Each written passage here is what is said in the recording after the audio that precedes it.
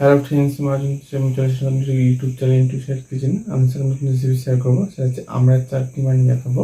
তো সেটা বানাতে কী উপকরণ লাগে আসুন দেখাই। তার আগে একটা কথা বলেই, আমার যে চ্যানেলে যেসব ভিডিও ছাড়া আছে, আপনার যদি ভালো থাকে অবশ্যই লাইক কমেন্ট শেয়ার করবেন, বেশি বেশি করে শেয়ার করবেন। যদি আমার চ্যানেল নতুন হয়ে থাকেন তাহলে প্লিজ সাবস্ক্রাইব করে দেবেন, নিজের বেল নোটিফিকেশনটা অল করে দেবেন যাতে আমার ভিডিও আমার কাছে আগে পৌঁছে।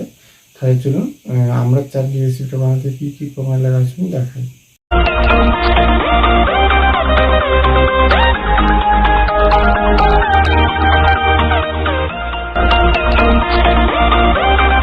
চলুন তাহলে আমরা চাটনি বানিয়ে দেখাবো। সেটা বানাতে কী কী উপকরণ লাগে আসুন দেখাই। তার আগে একটা কথা বলে দিই, ভিডিওটা প্রথম থেকে শেষ অবধি দেখার অনুরোধ রইল। তার জন্য রেসিপিটা শুরু করি।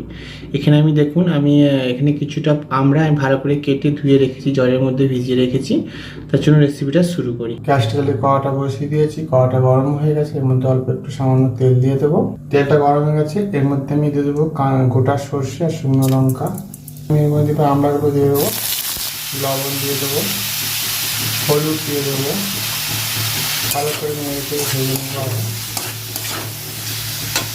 আমি জল দিয়ে দেবো। আগে আমড়াগুলো ভালো করে সেদ্ধ করে নেবো। দেখুন আমড়াটা সেদ্ধ হয়ে জলটা মনে হয় চিনি দিয়ে দেবো মিষ্টির জন্য। দেখুন চিনিটা দিতে কতটা আবার জল বেরিয়েছে। এটা আমি নিয়ে একদম শুকনো করে নেবো। দেখুন জলটাই মরে গেছে এবং রসটা হয়ে গেছে ভালো। আমড়ার চাটনির রেসিপিটা হয়ে গেছে, এটা নামিয়ে নেব। দেখুন আমড়ার চাটনির রেসিপিটা হয়ে গেছে।